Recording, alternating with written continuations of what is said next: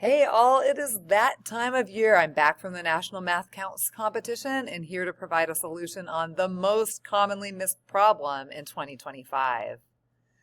So the statistics, if you look at the target round, target was pretty successful overall this year with most questions over half the competitors getting correct. However, if we look here at question number 6, this was a 0-person solve. Nobody got this right at this competition. So, what was the problem and how do we solve it? Let's dive in. All right, this problem from 2025 National Target number 6. Suppose Jason and Kenny play a game of tennis in which Jason wins each point independently with probability of 70%. A player wins the game when he has scored at least 4 points and at least 2 more points than his opponent.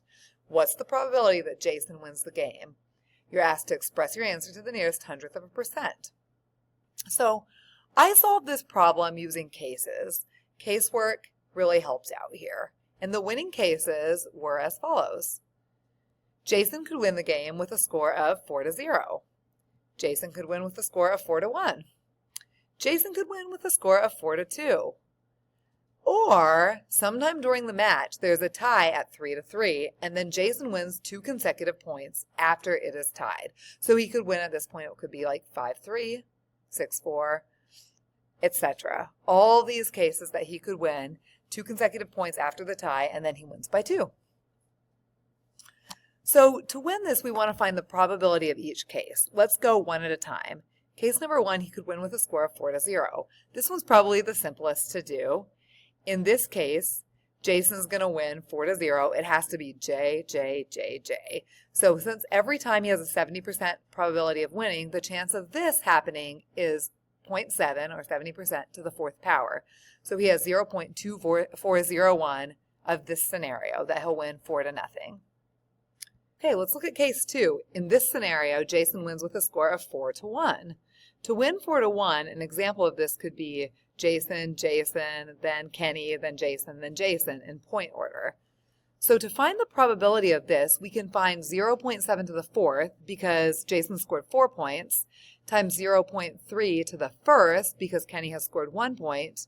We multiply that by 4 choose 1 because Kenny's point could come in any of the first 4 positions. He could get the 1st, 2nd, 3rd, or 4th point.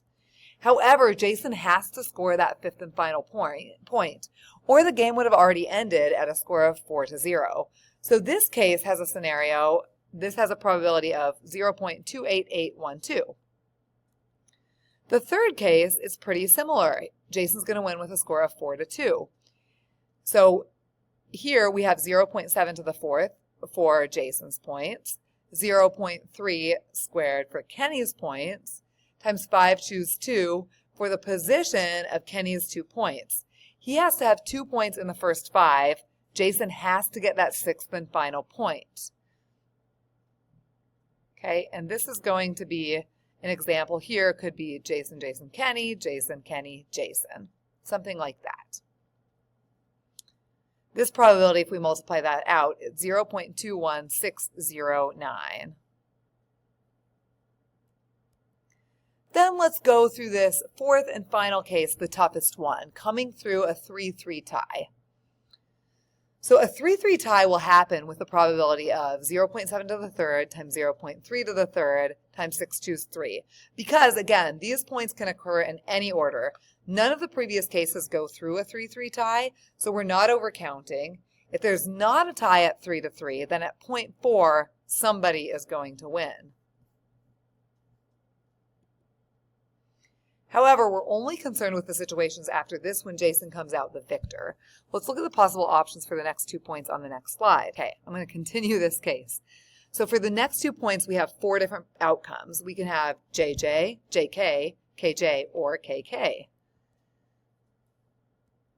If each player scores 1 point, they will be back in a tie, and then the probabilities will remain consistent. So after a tie, the chance that Jason is going to have the next 2 points is 49 out of 100 because 0.7 times 0.7. The chance that Kevin will have the next 2 is 9 out of 100, 0.3 times 0.3.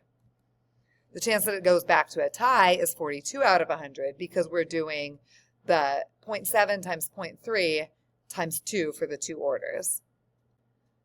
So if we do that, we can sum this infinite geometric sequence if you'd like. I'll leave that as an exercise, but I like to do it just this. Of the ways to actually end the game, Jason has a 49 out of 58 chance. So when we multiply that by the probability that it was tied at 3-3, we can do that 0.18522 times 49/58. Now to get the final answer, we're just going to go ahead and find the sum. If we sum all of these numbers, we're going to get about 0.90078, etc., etc. This rounds to 90.08%, and that was what Math Counts asked you to express your answer as, a percent to the nearest hundredth. So there we go. We have found the answer to this unsolved problem at National Math Counts 2025. So thank you for watching, and I hope to see you in person at Nationals next year.